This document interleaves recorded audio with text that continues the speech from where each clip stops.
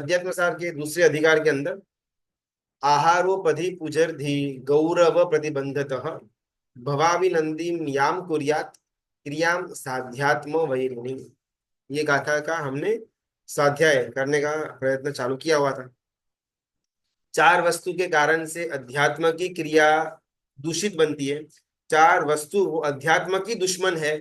और उसमें से पहली चीज आहार प्रतिबंध। कोई भी धर्म क्रिया के अंदर, कोई भी धर्मानुष्ठान के अंदर जमानवार हो, संग समी वात्सल्य हो तो ही मैं आऊं। तो मुझे मेरे मन के अंदर ज्यादा महत्व वो खाने का था, वो आहार का था। परमात्मा की पूजन हो, कोई कोई कोई प्रतिष्ठा का कार्यक्रम हो, गुरु भगवान का कोई प्रवचन हो, मुझे उसका वैल्यू कम, परमात्मा की वैल्यू कम, परमात्मा की वाणी की वैल्यू कम, 25, 50, 500 रुपए की डिश की वैल्यू ज्यादा।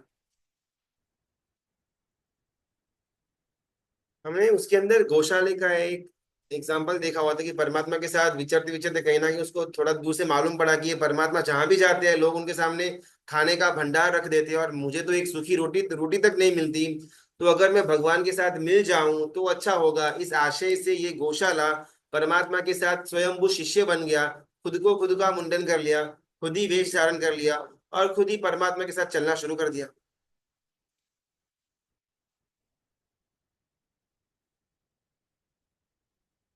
अध्यात्म के अंदर सबसे पहला दूषण आहार प्रतिबंध।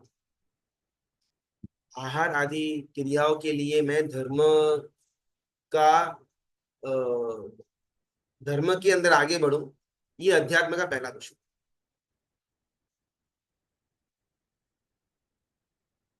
दो जने, एक पिता और एक पुत्र है।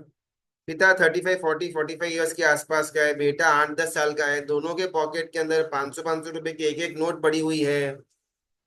दोनों में से 500 रुपए की नोट का मूल्य किसको ज्यादा? पिता माँ को मालूम है, जानता है कि ये 500 रुपए कमाने के लिए कितने चप्पल घिसे हुए थे, कितनों के सामने आजीजी करी हुई थी, तब जाकर के मुझे 500 रुपए मिले हुए हैं। और वो बच्चा एक बार के अंदर किसी तुच्छ वस्तु के अंदर, कोई टाइम पास की वस्तु के अंदर 500 रुपए उड़ाने में उसको टाइम लगेगा नहीं। 500 रुपए दोनों के पॉकेट के अंदर है, 500 की नोट दोनों रियल थी, लेकिन मूल्य किसको मालूम था? तो पिता को। हमारी कक्षा वो बच्चे जैसी है कि हमको क्या मिला हो उसका मूल्य मुझे मालूम है ही नहीं। मुझे परमात्मा का शासन मिला, परमात्मा के शासन के अंदर धर्म क्रिया करने का मेरे मन में इच्छा भी जागृत हुई।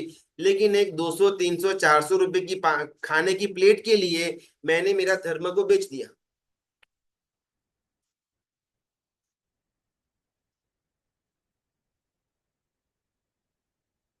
सबसे पहला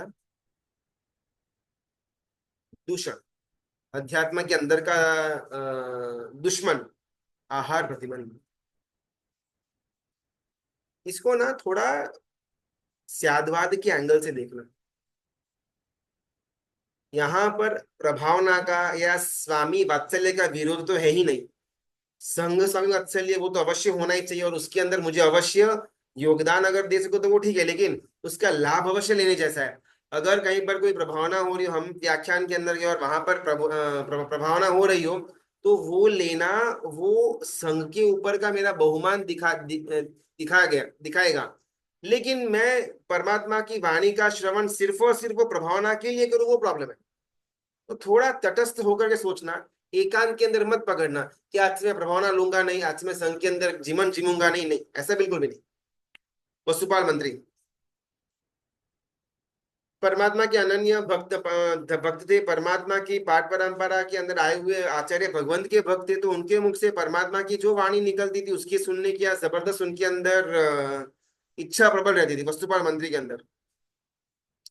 एक दिन वो संघ के अंदर कोई छोटा व्यक्ति होगा शायद, पैसे टके कुछ कुछ है नहीं, लेकिन वो व्यक्ति को भी मन में एकदम से भाव आया कुछ साधर्मिक भक्ति का। कुछ बात गुरु भगवंत ने अपने प्रवचन के अंदर किया हुआ होगा और ये साधारण ये मामूली व्यक्ति को मन के अंदर हुआ कि मुझे भी साधर्मिक भक्ति करनी है, लेकिन मेरे पास इतना ज्यादा शक्ति, इतना ज्यादा पैसा है नहीं। तो मैं क्या कर सकता हूँ? तो मन ही मन सोचा, वो पतासा आता है वैसे फ्लैट व्हाइट कलर का, अपन बहुत लोग वो नैवेद्य के अंदर रखते हैं पतासा, शक्कर के और उसका वो सिरप का बना हुआ रहता है।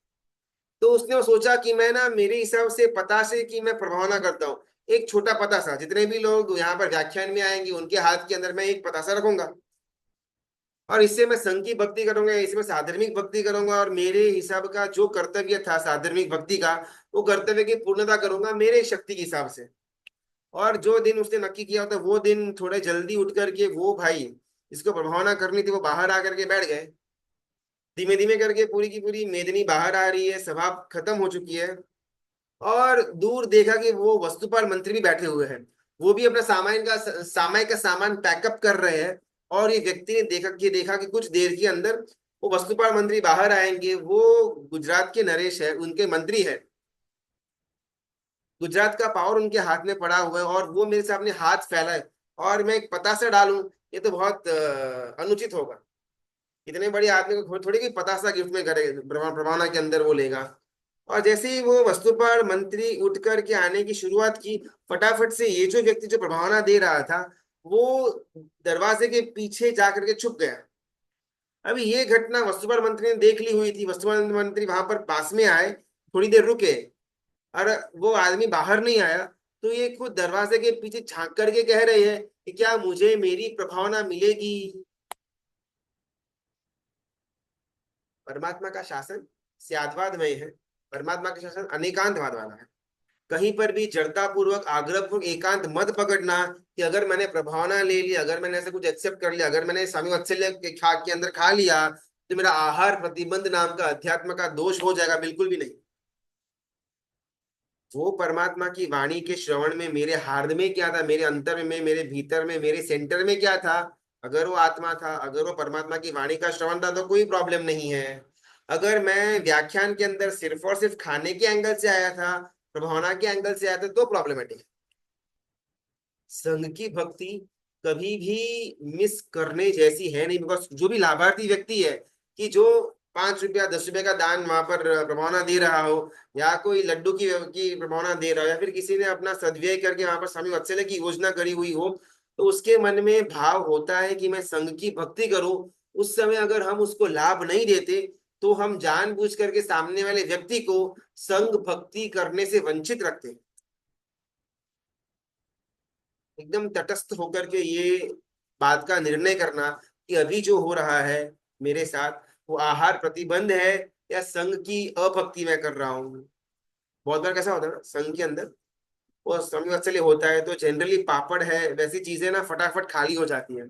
तो मालूम है कि आखिरी ट्रे के पापड़ है, अभी इसके बाद पापड़ का वो मसालेदार पापड़ आने वाले नहीं है फॉर एग्जाम्पल, तो हम जाकर के थाली भर भर के रख लेंगे। इसका नाम आहार प्रतिबंध। मैं समय एक्चुअली के अंदर गया और मालूम पड़ा कि आज 2-4 आइटम्स थोड़ी कम लग रही है, शायद पीछे आने वाले को नहीं मिल सकती है, तो वो आइटम्स का मैं त्याग करूं, और जो आइटम ज्यादा बनी हुई है उसके द्वारा मैं संघ को भक्ति का लाभ दे दूं। ये संघ भक्ति का ही चाहिए। लेकिन हाय वो पापड़ चले जाएंगे, पापड़ सेकंड टाइम आने वाले हैं नहीं, अपन दही चावल अपन दाल चावल खाएंगे किसके साथ। तो हम अपने थाली के अंदर डबल मात्रा का पापड़ का स्टॉक कर लेते हैं। इसका नाम आहार प्रतिबंध। एकदम प्रामाणिकता पूर्वक अपने क्रियाओं को, अपने अपने घटनाओं को तोलमोल करना कि क्या मैं दोष के अंदर हूं या मैं लाभ के अंदर हूं। गौशाला दीक्षा तो ले ली, लेकिन सिर्फ आहार करने के लिए दीक्षा ली हुई थी। कहीं ना कहीं मैं भी अपने जीवन के अंदर 2-3 घंटे का प्रवचन हो, 2-3 घंटे का पूजा पूजन हो, उसके अंदर खाना को ही मैं सर्वस्व गिनता हूं। तो मेरे और गौशाला के अंदर कोई फर्क नहीं। परमात्मा मुझे भी मिले निक्षेप के स्वरूप में, भाव निक्षेप के स्वरूप में। परमात्मा द्रव्य के रूप से गौशाला को भी मिले। परमात्मा के मार्ग के ऊपर चलने का काम गौशाला ने भी किया, मैंने भी किया, अपनी अपनी शक्ति के अनुसार। लेकिन हम दोनों, मैं और गौशाला दोनों कहाँ पर सेम हो जाते हैं। गौशाला ने भी आहार के लिए परमात्मा का साथ रखा हुआ था, मैंने भी धर्म क्रिया का साथ भोजन के लिए रखा। दूसरे नंबर का अध्यात्म का दुश्मन उपधि प्रतिबंध। उपधि, उपधि यानी कि उसका अर्थ होता है वस्तु, वो भी उपधि। पैसा, वो भी उपधि। आग्रह, वो भी उपधि। तारो कि किसी ने कटासना बैठका वगैरह की प्रभावना करी हुई हो, किसी ने स्टेशनरी की प्रभावना करी हुई हो, किसी ने कुछ खाने पीने की चीज की प्रभावना करी हुई हो, और ये सब वस्तु उपधि के अंदर आएगी। उपधि का प्रतिबंध। कोई ना कोई वस्तु के लिए हमने पहले आहार, स्वामी वात्सल्य भोजन, उसको उसको ज्यादा महत्व दिया हुआ था।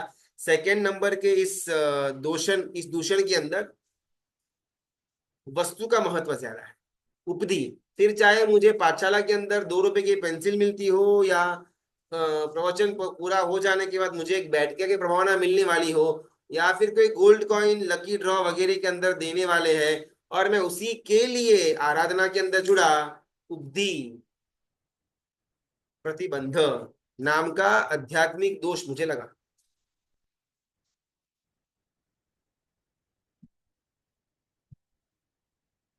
इमेजिन कि 500-700 लोगों की संख्या है, हम सब साथ में प्रवचन के अंदर बैठे हुए हैं। आज 100-100 रुपए की प्रभावना देने में आई हुई है किसी लाभार्थी ने, कोई सुपर कार्यक्रम था उसके घर पर, या फिर कुछ जीवन का कोई अच्छा कार्यक्रम था, उसके अनुलक्ष्य में उसने सोचा कि आज व्याख्यान के अंदर 100 रुपए की प्रभावना, और मैं सामयिक पूरा करके लास्ट में निकला, और एग्जैक्टली उसी टाइम जो प्रभावना देने वाले थे वो निकल गए। मुझे मेरे सामयिक के ऊपर अफसोस होगा कि आखिर सामयिक लिया क्यों। वो सामयिक आने वाला बाकी था, 15 मिनट एक्स्ट्रा बैठना पड़ा, सब लोग निकल गए, प्रभावना देने वाला भी निकल गया, और मैं रह गया।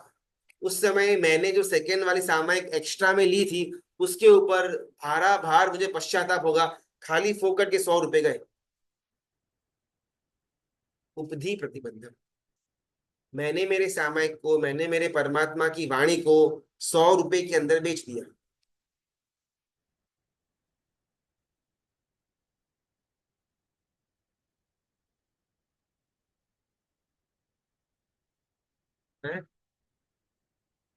उद्धान करने के लिए आगे बढ़ा, नवाणु यात्रा करने के लिए आगे बढ़ा, तपश्चर्या के अंदर आगे बढ़ा, और इसमें कुछ ना कुछ गिफ्ट देने वाले थे, लकी ड्रॉ देने वाले थे, गोल्ड कॉइन मिलने वाला था, 1 करोड़ रुपए मिलने वाले थे, इस कारण से मैं जुड़ा। उपधि प्रतिबंध। वापिस तटस्थता पूर्वक यहाँ पर सोचने जैसा है कि आज अगर कोई व्यक्ति प्रभावना के कारण से जुड़ा हुआ है, पॉसिबल है कि शायद 2-4 साल के बाद, 2-4 भवों के बाद, वो व्यक्ति आत्मा का आशय लेकर के भी जुड़ेगा। आज मतलब मैं जब छोटा था तो पाठशाला के अंदर 1 रुपए की पेंसिल, वो छोटा सा रबर देते थे, उसके उसको प्राप्त करने के आशय से मैं पाठशाला के अंदर जाता था। लेकिन वो आशय से मेरी पाठशाला चालू रही, तो थोड़ा बहुत सम्यक ज्ञान मैं प्राप्त कर पाया। तो अभी वो जो क्रिया थी उस समय, आज से लगभग 25-30 साल पहले, तो उस समय में वो घटना अगर उसको स्टैंड अलोन रूप में देखने में आए, तो वो अध्यात्म की क्रिया नहीं लगेगी। लेकिन अगर आज फ्लैशबैक में अगर मैं खुद के जीवन के अंदर देखूं, तो वो 5 या 7 साल की उम्र के अंदर जो पेंसिल और रबर की इच्छा से मैं पाठशाला जाता था, उसके बेस के ऊपर ही तो मैं आज यहाँ तक पहुंचा हुआ हूँ। तो वापस इसके अंदर दो अलग अलग, बहुत ही सूक्ष्म अपन समझने का प्रयत्न करते हैं, दो भाग निकलेंगे। मैं उपधि प्रतिबंध के अंदर आया। उपधि प्रतिबंध के अंदर आने के बाद मेरी दो विचारधारा हो सकती है, एक अबाध्य कक्षा और एक है बाध्य कक्षा। पहले बाध्य, यानी कि मुझे मालूम था कि आज व्याख्यान के अंदर 100 रुपए की प्रभावना मिलने वाली है, और वो 100 रुपए को मन में रख करके मैं व्याख्यान के अंदर आया। लेकिन जैसे व्याख्यान शुरू हुआ, धीमे धीमे मुझे व्याख्यान में इतना रस चढ़ा, इतना रस चढ़ा, कि व्याख्यान पूरा होते होते तो मेरे मन से 100 रुपए का आकर्षण, वो ज्ञान, वो इंफॉर्मेशन ही चली गई। इसको बाध्य कक्षा की आशंसा कहा जाएगा। आशंसा यानी कि इच्छा, लेकिन ये बाध्य कक्षा की है। सेकेंड आएगा अबाध्य। मैं घर से निकला हुआ था व्याख्यान में आने के लिए 100 रुपए की आशंसा से।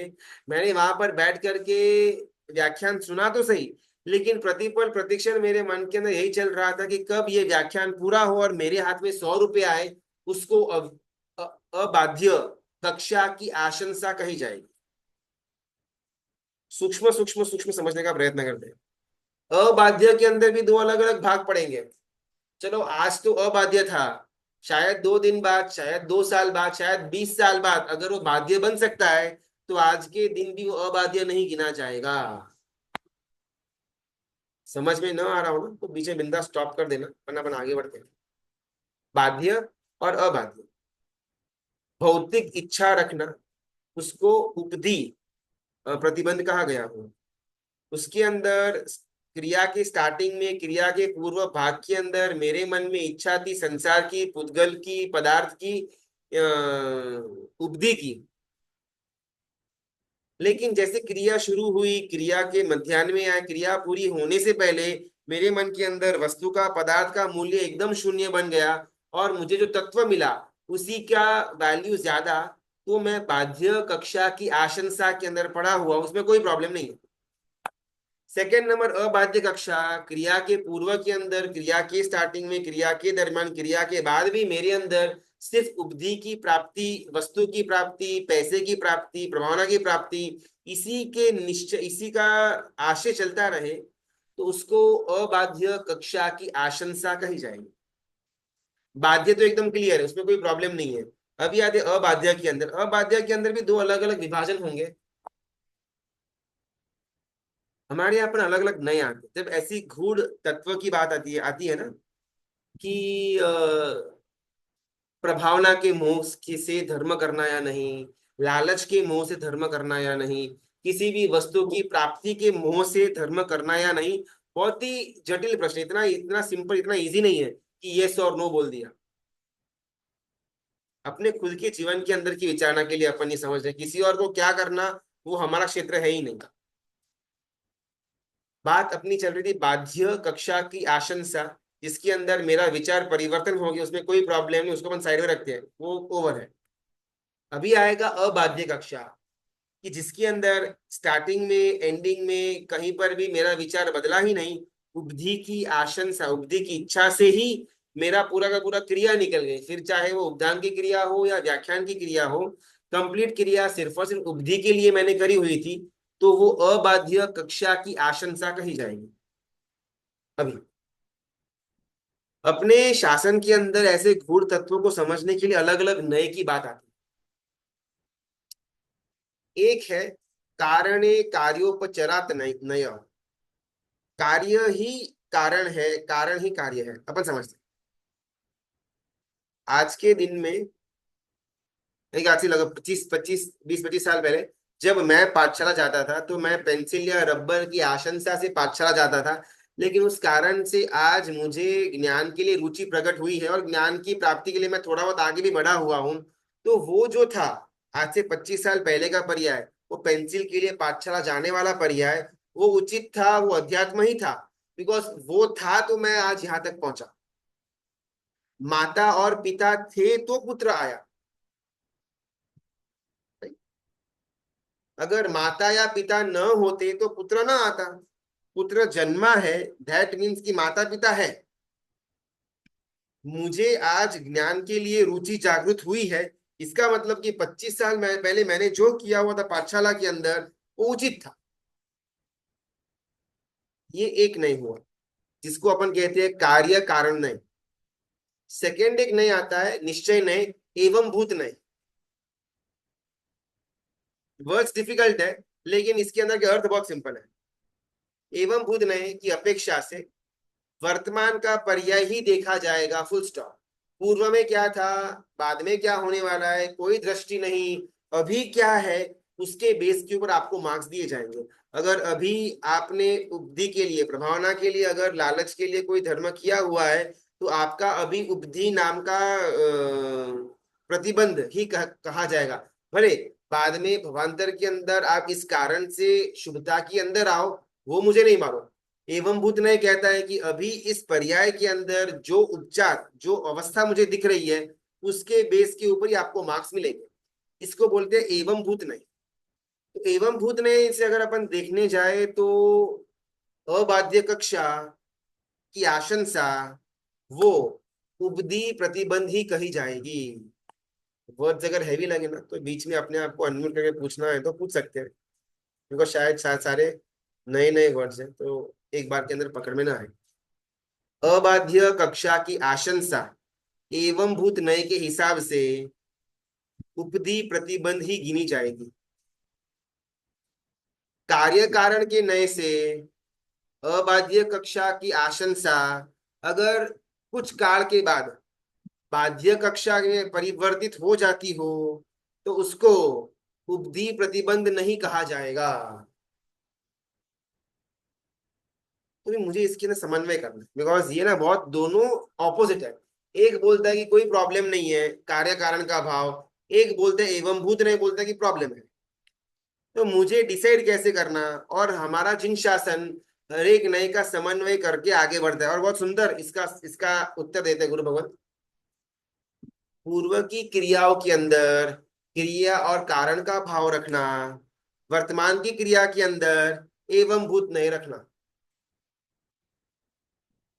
मैंने आज से 5 साल पहले, 10 साल पहले, 15 साल पहले जो किया हुआ था उसके अंदर मैं कार्य और कारण का भाव रख सकता हूँ, बिकॉज मेरे पास अभी उसका एक डेटा पड़ा हुआ है। आज से 25 साल पहले मैंने जो किया हुआ था, तो तब जाकर के मैं आज यहाँ तक पहुंचा। लेकिन इसका मतलब ये नहीं कि हर एक इंसान पहुंच जाए, बिकॉज स्टार्टिंग के अंदर पाठशाला में पेंसिल या रबर की इच्छा से 100 बच्चे गए हुए थे। लेकिन आज 25 साल के बाद क्या वो 100 के 100 बच्चे आज भी ज्ञान के लिए पिपासु है? तो नहीं। तो ये नए इंडिविजुअली मेरे लिए शायद पॉसिबल है शुभता के अंदर गिनना, लेकिन हर एक के लिए पॉसिबल ना हो। तो कार्य और कारण का जो भाव है, जो एंगल है, जो नए है, उसको पास्ट के अंदर घटना जो हुई है उसको तोलने मोलने के लिए इस्तेमाल करना, वर्तमान की जो क्रिया है उसके अंदर एवं भूत नहीं। अभी मैं क्या कर रहा हूं, अभी मैं उपधि प्रतिबंध वाला मेरा अध्यात्म है तो बेकार है। सेकंड, खुद को जब तोलने मोलने की बात आए तब एवं भूत नहीं, किसी और को तोलने मोलने की बात आए तो कार्य कारण नहीं।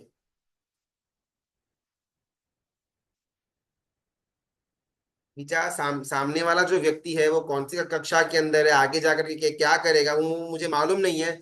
तो लेट इट थिंक पॉजिटिवली। लेकिन मुझे मालूम है कि मैं आगे जाकर के क्या करने वाला हूँ। तो वर्तमान में मेरा जो पर्याय है उसको एवं भूत नई से जोड़ना वो उचित है। पूर्व का जो कुछ भी मेरे द्वारा हो चुका है उसको कार्य कारण के नए के अंदर लेकर के जाना। ये ना इतना इतना रहस्यमय है सब बातें, बिकॉज मोहपाती जी भगवान ने 2 लाइनों के अंदर सब कुछ डाल दिया। आहारोपधि पूजर्धि गौर प्रतिबंधित भवाभिनंदी यांग कुर्यात क्रियाम साधात्म वैर्यणी। एकदम लगभग 8 या 10 शब्द ही है, 2 लाइन ही है, लेकिन इसके अंदर अगर अपन गुरु परंपरा से ज्ञान नहीं लेते हैं तो ये सब प्रॉब्लम्स होते हैं। यहाँ पर मोहपाती जी भगवंत ने बोल दिया कि जो अलग अलग दूषण जीवन के अंदर लेकर के आता है, आहार है, उपधि है, आहारोपधि पूजर्धि, इसके अंदर चारों के चार वो प्रतिबंध आ गए। इसके द्वारा अगर कोई व्यक्ति धर्म क्रिया करता है तो बिल्कुल भी अध्यात्म नहीं, वो अध्यात्म का वैरी है, साध्यात्म वैरी नहीं। इतना क्लियर कट यहाँ पर लिख दिया।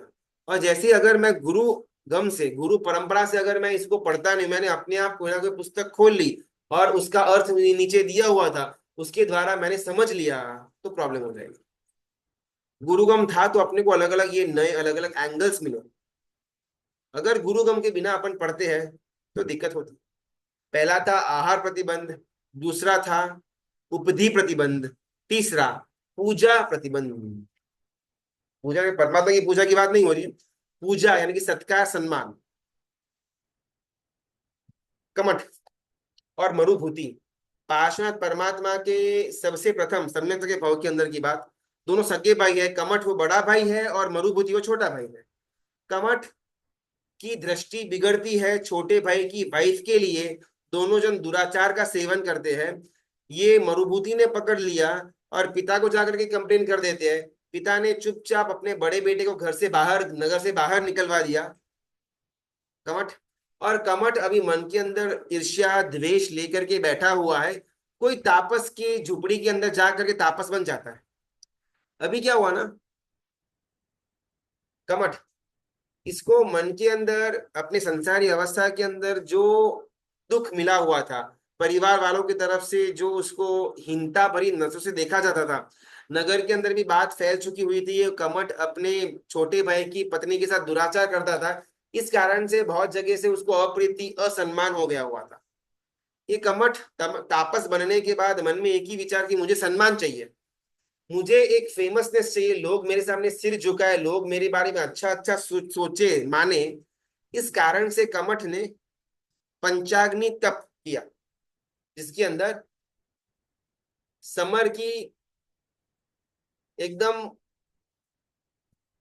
हाई टेम्परेचर वाली धूप, 44 45 46 डिग्री तक जब सूर्य पहुंच चुका हुआ हो, उस समय समर जब पीक पर हो, वो 2 या 3 महीना, 2 हाथ ऊपर, एक पैर ऊपर, और दृष्टि को सीधी सूर्य के साथ जोड़ना, इसको पंचाग्नि तप कहा जाता है।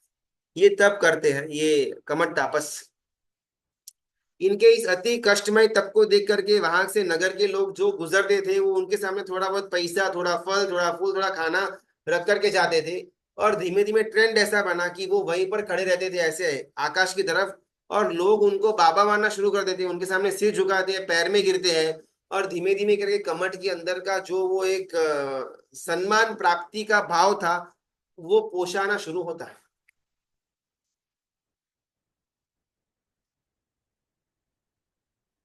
मुझे धर्म क्रिया के अंदर भोजन भी नहीं चाहिए, वस्तु भी नहीं चाहिए, कवर भी नहीं चाहिए, रवाना भी नहीं चाहिए।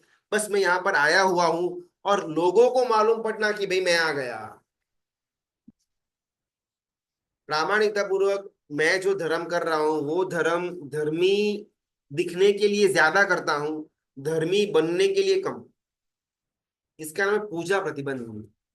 सम्मान के लिए, प्रशंसा के 2 शब्द मेरे लिए कोई बोल दे, मजा आ जाए। मैं परमात्मा के मंदिर के अंदर माला गिन रहा, और माला गिन सकते से एकदम स्ट्रेट बैठा हूँ, माला ऐसे हाथ में लेकर के एकदम अंदर अंदर अंदर उतर गया हुआ हूँ, क्योंकि मुझे मालूम है कि मुझे माला गिनता हुआ 15 20 25 लोग मंदिर के अंदर देखेंगे, उसमें से एटलीस्ट 2 5 लोगों की दृष्टि मेरे ऊपर जाएगी। उन 2 5 में से शायद 1 2 लोगों के मन के अंदर मेरे लिए अच्छा विचार आएगा, अपना काम हो गया। पूजा प्रतिबंध। मैं जो धर्म कार्य धर्म क्रिया कर रहा हूँ, उसमें वाहवाही मिले, प्रशंसा मिले, सम्मान मिले, सत्कार मिले, वो सब कुछ पूजा प्रतिबंध। मैंने वैसे तब किया बिकॉज हमारे परिवार के अंदर सबसे पहला मैं ही करने वाला। हमारे संघ के अंदर सबसे ज्यादा तपस्या अगर कोई करता हो तो वो मैं हूँ। हमारे संघ के अंदर कोई भी तपश्चर्या करने का प्रोग्राम बनाए, और सबसे पहले वो लोग मेरा नाम लेंगे, बिकॉज उनको मालूम ही है कि भाई ये भाई तो आएंगे।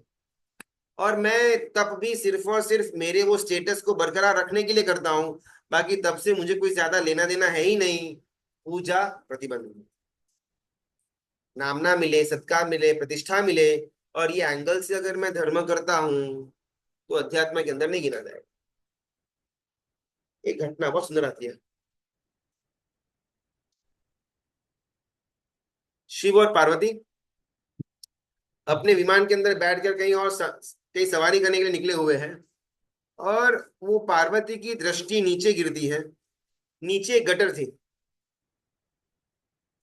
बहुत सारा कूड़ा कचरा वगैरह पड़ा हुआ था, और उसके अंदर हुंड, पिग और पिगलेट, पिग्स के बच्चे अंदर मुंह डाल करके खाना खा रहे थे, कूड़ा कचरा के अंदर। एकदम से पार्वती जी को मन के अंदर थोड़ी थोड़ी दया आ गई, और उन्होंने बोला शिव जी को कि भाई आप तो गरीबों के भगवान हो, आप दुखियों के भगवान हो, आपके होते हुए उस जीव को इतना दुख सहन करना पड़े। वो गटर, वो कूड़ा इतना बांस मार रहा है कि इतने अपन ऊपर उड़ रहे हैं, लेकिन फिर भी मुझे उसकी स्मेल यहाँ तक आ रही है। तो वो भुंड और उसके परिवार को इतनी दुर्गंध सहन करनी क्यों पड़े? आप तो दुखियारे के भगवान हो, बचा लो इनको। ऐसा पार्वती जी ने आह्वान दिया शिव जी को। शिव जी कहते हैं कि तू समझती नहीं है कि ये लोग कौन है। पार्वती ने जिद पकड़ ली, स्त्री हट के सामने पुरुष का कुछ चलता नहीं है। पार्वती जी ने हट पकड़ ली कि वो सब मैं नहीं जानती, आप अपना पावर का इस्तेमाल करो, आप शक्ति जो भी करना है करो, लेकिन इन ढूंढ और उनके परिवार को हमारे यहाँ वैकुंठ धाम में लेकर के आ जाओ। शिव जी हंस करके बोलते हैं कि आप जानती नहीं है पार्वती जी, ये गटर ही उनका वैकुंठ है। नहीं, मैंने बोला ना, ये भुंड और उसके परिवार को आप स्थानांतर करो हमारे साथ वैकुंठ के अंदर, बेचारा अपना जीवन सुख रूप से व्यतीत तो कर पाएंगे। ये गटर के अंदर इतनी विष्ठा, इतनी दुर्गंध, और पूरा जीवन निकालना है, ऐसा दुख क्यों? स्त्री हट के सामने पुरुष का कुछ चलता नहीं है। न चाहते हुए भी शिव जी ने नारद को बुलाया कि भाई काम करो, आपकी शक्ति का इस्तेमाल करो, और वो जो नीचे दिख रहा है ना, वो भुंड और उसका फैमिली, उससे बात करो, उनको ऊपर लेकर के आ जाओ अपने वैकुंठ धाम के अंदर। नारायण तो नारद तो गए, नारायण नारायण करके वहां पर पहुंच गए। वो भुंड के फैमिली का जो मेल था, जो मेल भुंड था, वो बाहर आता है। नारद जी कहते हैं कि आपको शिव जी ने बुलाया हुआ है, आपको और आपके फैमिली को फ्री ऑफ कॉस्ट वैकुंठ धाम के अंदर ट्रांसफर किया जा रहा है। वहां पर आपको घर फ्री के अंदर मिलेगा, खाना फ्री के अंदर रहने मिलेगा, खाना रहना फ्री के अंदर मिलेगा का, किसी भी वस्तु का आपको टेंशन होगा नहीं। जरा सोच में पड़ता है ये भुंड। और वो कहता है कि मैं सोच कर बोलता हूँ। जब भी कोई भी शादीशुदा इंसान मर्द बोले कि वो मैं सोचकर बोलता हूँ, इसका मतलब ये है कि घर पर जा करके विचार करने में आएगा, और स्त्री जो बोलेगी वो करने में आएगा। वो भुंड जाता है घर के अंदर, अपनी स्त्री, अपनी जो वाइफ थी, उससे कहते हैं कि ऐसे ऐसे कोई ऋषि मुनि आए हुए थे और उन्होंने हमको वैकुंठ धाम के अंदर रीलोकेशन करने का अवसर दिया हुआ है, अपन चले क्या? और उसको तो मजा आ गया भुंडन को, क्या क्या बात है, फ्री ऑफ कॉस्ट वैकुंठ धाम। हाँ चलो भाई, पैकिंग करना शुरू कर देते हैं। भुंड और भुंडन का परिवार पूरा पैकिंग करना शुरू कर दे, पैकिंग वैकिंग सब कुछ हो गई। और एकदम से भुंडन के मन के अंदर विचार आता है कि अरे अरे अरे, आप एक बात तो सुनो। आपने क्या वो नारद को पूछा कि वहां पर कूड़ा मिलेगा? ये हाँ, वो तो पूछने ही रह गया। वो भुंड बाहर जाता है, नारद जी भी वेट कर रहे थे, नारद जी को पूछा कि अरे यार, वो वहां पर वो कचरा, वो कूड़ादान, वो गार्बेज तो मिलेगा ना? और वो नारद जी, नारायण नारायण क्या बोल रहे हो आप? वैकुंठ धाम है, वहां पर तो कचरा तो बहुत दूर की बात, एक मिट्टी का कण भी नहीं मिलेगा। हमारी भाषा के अंदर देवलोक, स्वर्ग लोक। और भागा भागा वो भुंड अंदर आता है, वाइफ से बोलते देखो वो तो ऐसा बोल रहे हैं कि वहां पर तो कोई कूड़ा, कोई ऐसा कुछ है ही नहीं। रे रे रे रे रे। तो क्या करेंगे? अच्छा एक काम करो, आप उनको जाकर के पूछो वहां पर नाली है, नाली नाली ड्रेनेज, वो तो शायद होना चाहिए। और भागा भागा भुंड बाहर आता है, नारद से पूछते हैं कि अपना वैकुंठ धाम की जो बात चल रही है, वहां पर नाली तो रहेगी ना? नारायण नारायण क्या बात कर रहे हो आदमी आप? वहां पर कोई नाली है ही नहीं, वहां पर सिर्फ और सिर्फ सुगंध है, वहां पर सिर्फ और सिर्फ अलग अलग पेड़ है, फूल है, उद्यान है। वहां पर न कूड़ा है, न कूड़ादान है, न नाली है, न गंदा पानी है। और जैसे ये वर्ड्स बोले, ये भुंड को अंदर में दर्द हुआ, रे बाप रे बाप, क्या बात कर रहे हो। बहुत ही भारी हृदय के साथ वो भुंड अंदर आया, और पत्नी को बोला कि देखो वो तो ऐसा ऐसा बोल रहे हैं, वहां पर न कूड़ा, न कूड़ादान, न नाली, न गंदा पानी, कुछ भी नहीं है, सब कुछ स्वच्छ है, सब कुछ एकदम सुगंध वाला है। जैसे ही ये बात बोले, बोला भुंड ने, भुंडन के मुंह से चीख निकल गया, अरे बाप रे क्या बात कर रहे हो? अपने को वैसी जगह पर जाना है कि जहां पर कूड़ा नहीं, जहां पर कचरा नहीं, जहां पर नाली नहीं, तो अपन रहेंगे कहाँ, खाएंगे क्या?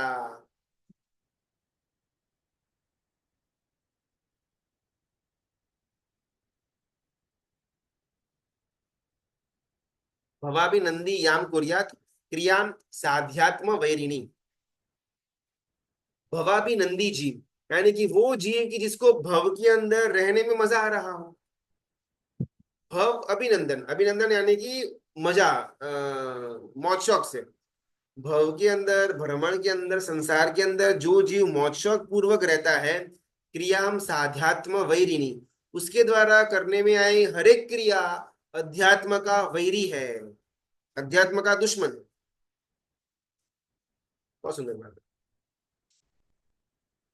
मुझे मेरी धर्म क्रिया के अंदर, धर्म क्रिया करने के दौरान, धर्म क्रिया करने के बाद संसार असार लग रहा है, संसार के अंदर निर्वेद लग रहा है, संसार कंटालाजनक, संसार के अंदर द्वेष, संसार को क्रोध संसार के लिए आ रहा है।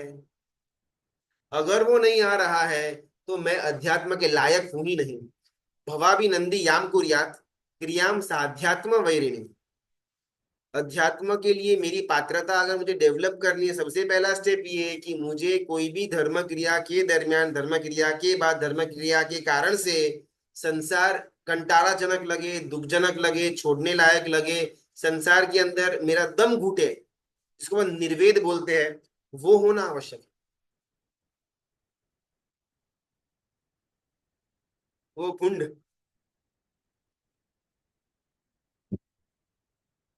बाहर आया और नारद जी को बोला कि सॉरी, अपन आपकी ऑफर एक्सेप्ट नहीं कर पाएंगे। और अंदर से चीखती चिल्लाती हुई वो भुंडन बाहर निकली कि अभी अगली बार ये सब फालतू का ऑफर लेकर के आए हो तो देख लेना, आपके 32 के 32 दांत मैं तोड़ दूंगी। ऐसा बोल करके वो भुंडन अपने पति को खींच करके अंदर चली जाती है, घर का दरवाजा बंद कर देती है। नारद बोलते नारायण नारायण। भवाभी नंदी जीव कैसा होता है? कोई धर्मी व्यक्ति मुझे लेकर के जाए के जाए कि चलो भी अपन चलते हैं व्याख्यान के अंदर, और मुझे मन में हो व्याख्यान के अंदर एसी होगा क्या, चेयर मिलेगी, टेका, पंखा, फ्लेक्सिबल टाइमिंग, ढूंढने जो जो मांगा हुआ था वैकुंठ के अंदर, मेरी वही मांगनी रहती है परमात्मा की वाणी सुनने के अंदर। परमात्मा की यात्रा करने, तीर्थ की यात्रा करने के लिए मैं जाऊंगा तो सही, लेकिन फ्लाइट मिलेगी, एसी वाला धर्मशाला मिलेगा, चढ़ने के लिए रोपवे डोली तो होगी ना। भवाभि नंदी याम कुर्यात क्रियाम साध्यात्म वैरिणी।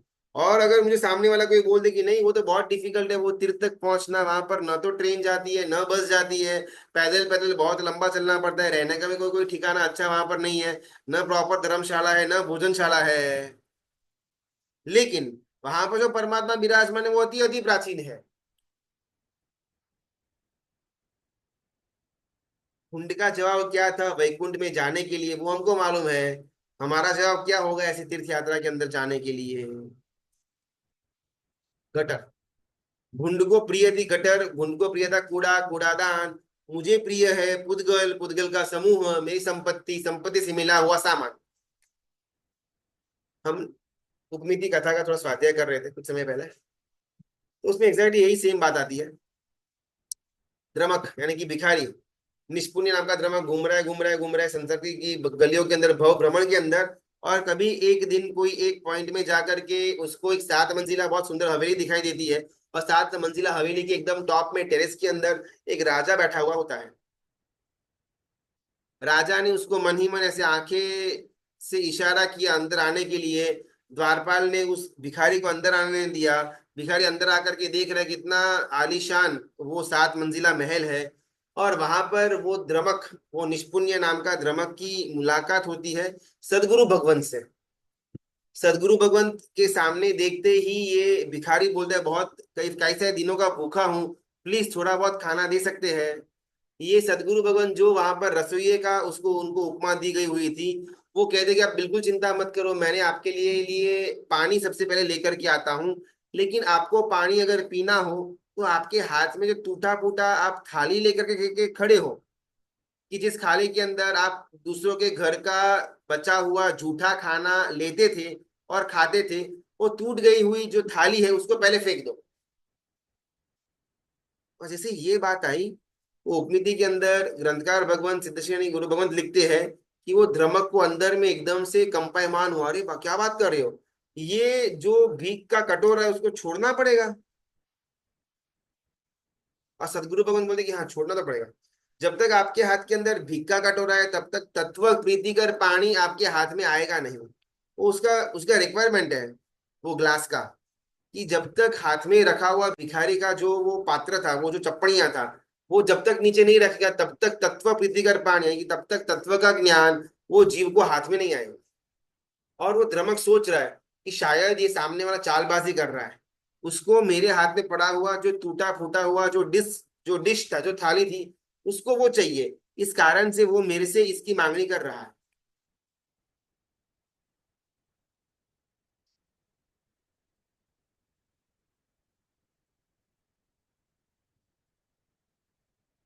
तीसरा प्रतिबंध, अध्यात्म के लिए दूषण, अध्यात्म के लिए दोष समान, पूजा प्रतिबंध में, सत्कार के लिए सम्मान के लिए करने में आया हुआ जो धर्म है वो अध्यात्म का दूषण है। और चौथा और आखिरी वाला, आहारोपधि पूजर्धि गौरव प्रतिबंधित, मैंने गौरव के लिए, मैंने अहंकार के लिए धर्म क्रिया की। 4 दूषण, और ये चारों के चार दूषण हमारे अंदर अध्यात्म के ताकत को, अध्यात्म के लेवल को क्षीण कर देते हैं। चौथा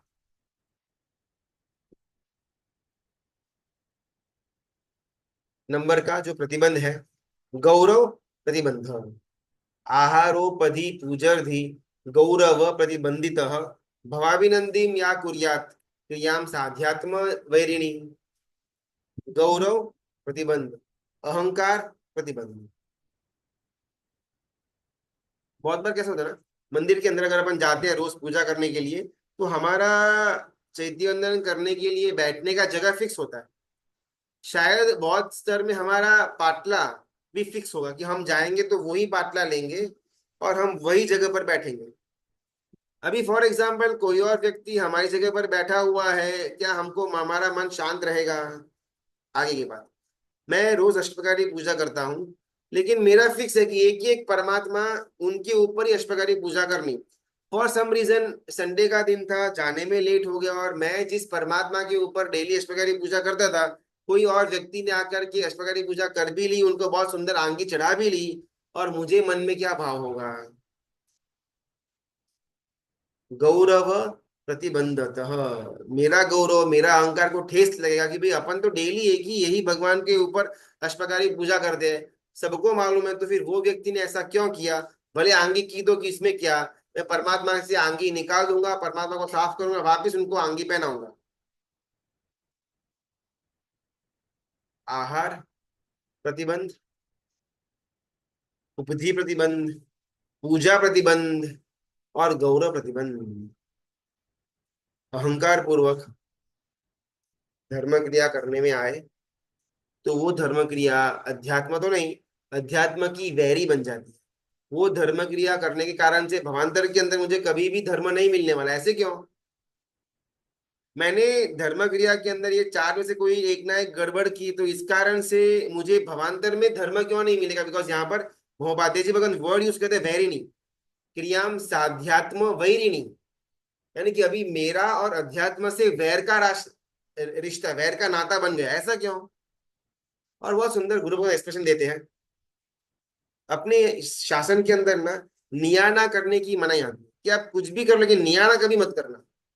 नियाना यानी कि मैं अपने द्वारा की गया जो धर्म की आराधना है, उस धर्म से जो मुझे छोटा मोटा पुण्य का बंध हुआ है, उसको मन ही मन आशय पूर्वक उस पुण्य के बंध के अगेंस्ट में मैं भवांतर के अंदर कोई पदवी मांगू। मैं चक्रवर्ती की पदवी, इंद्र की पदवी, बलदेव, वासुदेव, सम्राट वगैरह अलग अलग पदवी की आशंसा में मेरे अंदर रखूं, इसको नियाना कहा जाएगा। हमारे शासन के अंदर नियाना एकदम ही वर्जित है, और नियाना करने से भवांतर के अंदर जीव को कभी भी बोधि बीज या परमात्मा का शासन नहीं मिलेगा। जब ये पूछने में आया कि नियाना कर दिया, मिस्टेक हो गई, ठीक है, दो चार भाव के अंदर वो मिस्टेक को खत्म क्यों नहीं कर सकते? और शास्त्रकार भगवंत बोलते हैं कि जिस व्यक्ति ने धर्म क्रिया का अवमूल्यन किया हुआ हो, जो धर्म क्रिया आपको मोक्ष दे सकती थी, उसके एक्सचेंज में आपने तुच्छ देवलोक, तुच्छ चक्रवर्ती का भाव मांग दिया, यानी कि आपने मार्ग की असाधना की, तो वो मार्ग आपको वापस मिले ये दुर्लभ बन जाएगा।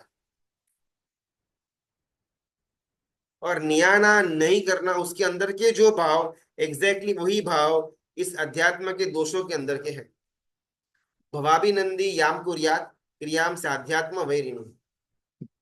चार अनुबंध के द्वारा, चार प्रतिबंध के द्वारा अगर मैं धर्म क्रिया का सेवन करता हूं, तो इस कारण से मेरा जीव भवाभिनंदी बना, और भवाभिनंदी अगर मेरा जीव बन गया, तो साध्य से, लक्ष्य से मैं वैरी बन जाऊंगा, मेरे अध्यात्म से मैं वैरी बन जाऊंगा।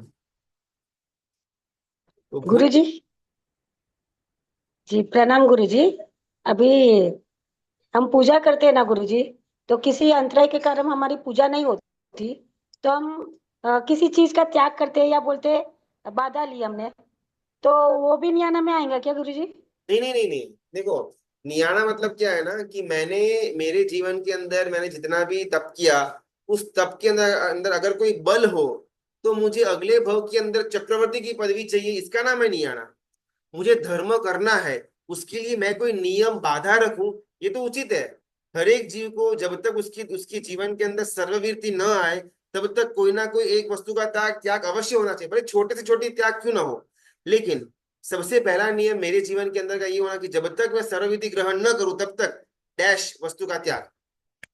तो ये नियाना नहीं है, ये तो उचित है कि धर्म के लिए मेरे मन में इच्छा है, धर्म करने के लिए मेरे मन में एक रोमांच है, एक लक्ष्य बना हुआ है। प्रॉब्लम कहां पर आता है कि जो जो धर्म क्रिया मैंने की उसका जो फल मुझे मिला, उस फल को ट्रेडिंग करके मैं कुछ ना कुछ मेरे लिए मांग रहा हूं। ये गलत हो। जी गुरु जी, क्या नाम। चार प्रकार के प्रतिबंध, वो चार प्रकार के प्रतिबंध अगर मेरा जीव करता है तो भवांतर के अंदर अध्यात्म से मेरा पैर का रिश्ता बन जाएगा। तो भूल से भी मैं ये चार प्रतिबंध न करूं। आहार प्रतिबंध, उपधि प्रतिबंध, पूजा प्रतिबंध और गौरव प्रतिबंध। और गुरुजी वो जो कोई भी पूजा वगैरह या ऐसे भी कुछ भी होता है, उसके पहले जो संकल्प लेने को बोलते हैं, उसका कैसे काउंट करते हैं, जो संकल्प लेके करते सी, संकल्प के अंदर कोई प्रॉब्लम नहीं, नियाना भी एक प्रकार का संकल्प ही है, लेकिन दोनों में डिफरेंस क्या आएगा। संकल्प होना चाहिए। जो संकल्प है ना उसका शास्त्रीय नाम है प्रणिधान। मैं कोई भी क्रिया करूं, क्रिया के शुरुआत के अंदर प्रणिधान होना वो अति आवश्यक है। बिकॉज कोई भी क्रिया का कारण का संबंध होगा। मैं ऑफिस जा रहा हूं तो ये क्रिया हुई, कारण था पैसा कमाना है। मैं एसी के अंदर बैठा हुआ हूं, ये क्रिया हुई, कारण ठंडक मिल रही है, मजा आ रहा है। तो हमेशा संसार के अंदर हमेशा क्रिया और कारण का संबंध होगा। तो मैं परमात्मा की पूजा कर रहा हूं, ये मेरी क्रिया हुई। कारण क्या था? तो पूजा के आज स्टार्टिंग में, पूजा के पहले मैंने संकल्प रखा कि आज की पूजा के द्वारा मुझे कुछ कुछ गुणों की प्राप्ति चाहिए। वो क्रिया का और कारण का संबंध हुआ, वो अलग है। ये नियाणा और क्रिया कारण के संबंध के बीच में एक छोटी सी भेद रेखा आएगी। नियाणा क्या होता है ना, कि मुझे जो फल मिला उसको आप ले लो और उसके बदले मुझे आप ये दो, इसका नाम है नियाणा। संकल्प यानी कि मैंने स्टार्टिंग में एक बार मेरा आशय फिक्स कर दिया कि आज के अंदर जो मैं परमात्मा की पूजा करूंगा उसके द्वारा मुझे गुणों की प्राप्ति चाहिए। आज जो परमात्मा की मैं पूजा करूंगा उस पूजा के अंदर मुझे फलाने फलाने गुणों की प्राप्ति करनी है। एक बार मैंने ये प्रणिधान रख दिया, उसके बाद प्रणिधान के तरफ मेरा लक्ष्य कम जाए और साध्य जो है उसके लिए मेरा लक्ष्य ज्यादा जाए। ट्रेडिंग का भाव, इसके बदले में कुछ चाहिए, ये नियाणा हो गया। और और सहजा, कोई भी क्रिया से पहले कारण नक्की करना वो उचित है। प्रणिधान वो करना, नियाणा नहीं करना। सिंपलर वर्ड्स, एकदम सिंपल भाषा। नियाणा के अंदर भौतिक इच्छा होगी, प्रणिधान के अंदर लोकोत्तर इच्छा होगी। मुझे गुण मिले, मेरा अंतराय कर्म टूटे, मुझे भवांतर के अंदर परमात्मा का योग मिले, मुझे भवांतर के अंदर तीर्थंकर परमात्मा का संयोग हो, मुझे भवांतर के अंदर ऐसे ऐसा धर्म करने की अनुकूलता मिली, इसमें कोई प्रॉब्लम नहीं। मुझे भवांतर के अंदर इंद्र बनना है, चक्रवर्ती बनना है, बलदेव वासुदेव सम्राट, ऐसा परिवार, ऐसा रूप चाहिए, इतनी संपत्ति चाहिए, ये नहीं आना। एकदम सिंपल वर्ड्स के अंदर भौतिक इच्छा रखना, भौतिक वस्तुओं का संकल्प करना, वो नहीं आना। लोकोत्तर वस्तुओं का संकल्प करना, इसका नाम प्रणिधान। क्लियर? परमात्मा की आज्ञा विरुद्ध कुछ भी बोला हुआ हो तो इच्छा में गुरु नहीं, जी, उसका गुरु बहुत जी, बहुत तकलीफ हो सकती और एक प्रश्न था। हम हमारे लिए फ्लैट देख रहे हैं गुरु जी। तो हम अगर ऐसे बोल रहे हैं हमको देव गुरु धर्म की कृपा जहाँ पे हो वहां पे हमें फ्लैट मिले, तो ये भी नहीं आना कहा जाएगा। है। आप सर, हमको ना धर्म करना था संसार के अंदर निर्वेद प्रकट करवाने के लिए। अब मैं धर्म को ही आलम्बन लेता हूँ संसार बढ़ाने के लिए, ये तो बिल्कुल अनुचित है। मैं आपको एक एग्जांपल देता हूँ। नरसिंह मेहता जैन के अंदर नहीं, अजैन परंपरा के अंदर के बहुत बड़े भक्त कवि हुए। नरसिंह मेहता परंपरागत जूनागढ़ के आजू बाजू उनका रहने का स्थान था, गुजरात के अंदर, नरसिंह मेहता का। वो कृष्ण भगवान के बहुत बड़े भक्त थे। उनके जीवन के अंदर उनकी पत्नी मर गई। इसी पत्नी मरी, उनका बेटा जिसको शादी करवाने के जान लेकर के जा रहे थे, जान जाने के टाइम के अंदर उसके जान वहां पर जाकर के पहुंचे, उसके पहले उसके उसके पुत्र की जान चली गई। जो पुत्री को बियाह किया हुआ था वो पुत्री वापिस घर पर लौटी हुई है। जो धंधा नरसिंह मेहता कर रहे थे वो धंधा ठप हो चुका हुआ है। नगर के लोगों ने मिल करके नरसिंह मेहता को खुद की नाक से बाहर कर दिया हुआ है। और फिर भी नरसिंह मेहता के मुख के ऊपर विषाद की एक रेखा नहीं, मन के अंदर परमात्मा के पास कटोरा भीख का एक भाव नहीं। मैं रोज आपका स्तवना करता हूं, मैं रोज आपकी भक्ति करता हूँ, इतना भी आप क्या मेरा ख्याल नहीं रख सकते? सब कुछ गया, देखो कुछ तो आप हेल्प करो। बिल्कुल नहीं। हमारी धर्म क्रिया से हमको संसार बढ़ाना था या कम करना था? अगर संसार कम करना है तो फ्लैट मिले न मिले, भाड़े का मिले, खुद का मिले, डुप्लेक्स हो ट्रिप्लेक्स हो, ये इच्छा ही क्यों? जो नहीं मेरे गुरुजी, कर्म के अनुरूप मुझे देखिए, मिलेगा। बोले बोले। प्रश्न था कि हमें मंदिर के पास हो तो साधु भगवंत हमारे गोचरी के लिए आ सकते हैं, अगर हम दूर रहते हो तो ये सब मुश्किल है, इसी सोच से मैंने प्रश्न किया। मेरा मन ना बहुत चालाक है। क्या करेगा ना, मैंने भी नहीं आना, मतलब इसमें संकल्प किया हुआ है कि काल्पनिक है कि अगर मेरा खुद का घर होगा ना, तो मेरे खुद के घर के अंदर मुझे परमात्मा का जिन मंदिर करना है। बिकॉज भाड़े के घर के अंदर जिन मंदिर करना, यानी कि वो तोड़फोड़ वगैरह करना थोड़ा प्रैक्टिकली पॉसिबल कम है। तो मुझे मन के अंदर जिन मंदिर करने का बहुत इच्छा है, लेकिन उसके लिए खुद का घर चाहिए।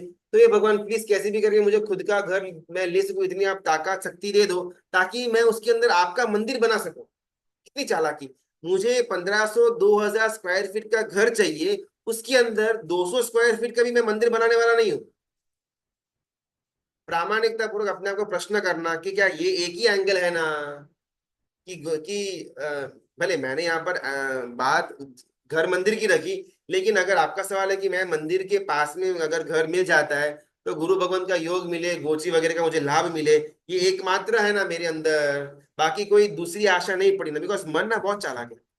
मन अपनी इच्छाओं को पूरा करने के लिए धर्म के कपड़े पहन लेगा। क्या है, घर के मंदिर के पास वाला जो एरिया एकदम पॉश है, वहां पर घर मिल जाए ना तो अच्छा अच्छा, वहां पर सब आजू बाजू में, हाँ मंदिर तो आजू बाजू में है ही, लेकिन बाकी भी जो हमारे बिजनेस हो या फिर हमारा स्कूल हो कॉलेज हो, जो भी बच्चे का, वो भी पास में पड़ जाएगा। और वो एरिया अच्छा है, वहां पर हमारे फ्रेंड्स लोग रहते हैं। वहाँ जो फ्लैट का दाम है ना, वो 5-10 साल के अंदर बढ़ता ही है। तो अगर मुझे आज मिल गया तो 10 साल के बाद भी उसका तो दाम बढ़ेगा ही बढ़ेगा। तो ये सब फैक्टर्स मेरे अंदर पड़े हुए हैं, लेकिन मैं बाहर क्या निकालूंगा? अरे, मंदिर के पास घर मिल जाए ना तो अपने को सदगुरु भगवान का योग मिल जाए।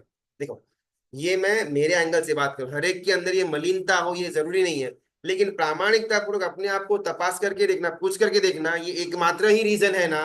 और कोई अल्टीरियर मोटिव लेकर के तो मैं नहीं बैठा हुआ हूं ना। ये एकमात्र रीजन है तो कोई प्रॉब्लम नहीं है। लेकिन अगर अंदर में कुछ और गेम्स खेल रहा हूं मैं, तो उस इच्छा से, उस संकल्प से दूर होना श्रेष्ठ है। परमात्मा एक की ही आज्ञा है। विषय, एक ही, नहीं गुरुजी, एक ही विषय से है कि हमको देवगुरु धर्म की कृपा मिले, बाकी कोई नहीं है। वापिस ना क्लियर करना कि मुझे मेरे कर्मों के हिसाब से मिलेगा। अगर मेरे कर्म अनुकूल रहेंगे, अगर पुण्य कर्म का उदय होगा तो ऊपर से भी मिल जाएगा। अगर कर्म का उदय नहीं है तो साक्षात को इंद्र भी आकर के मुझे देने वाले नहीं है। तो हम कर्म ग्रंथ पढ़े हुए हैं, हम कर्म सत्ता के अंदर विश्वास रखने वाले हैं। परमात्मा ने कर्म का पूरा सिद्धांत हमको सिखाया हुआ है। फिर इस मोमेंट पर कर्म के ऊपर श्रद्धा क्यों नहीं होती? मैं मेरा कार्य मेरी साधना करता जाऊं, अगर कर्म को अनुकूल लगे तो मुझे वो देगा, अगर कर्म का अनुकूल नहीं लगे तो मुझे नहीं देगा। लेकिन ये भिखारी का कटोरा लेकर घूमना क्यों है? मांगना है लोकोत्तर मांगो, मुझे संसार छूट जाए, मेरे मुझे दीक्षा मिल जाए, मेरे मन से राग द्वेष कम हो जाए। मांगना है तो ये मांगो, संसार की एक भी वस्तु मांगनी ही क्यों है? हर एक का एंगल अलग अलग होगा, लेकिन वापस घूम फिर के बात यहाँ पर आएगी कि संसार की कोई भी वस्तु की मांगनी करे ना कहीं हमारे अंदर संसार के लिए राग जन्माएगी। हमको संसार के अंदर निर्वेद जन्माना है, राग नहीं जन्माना। मित्रा की आज्ञा विरुद्ध कुछ भी बोला हुआ हो तो मिच्छा में, बहुत बहुत धन्यवाद। अनुभव।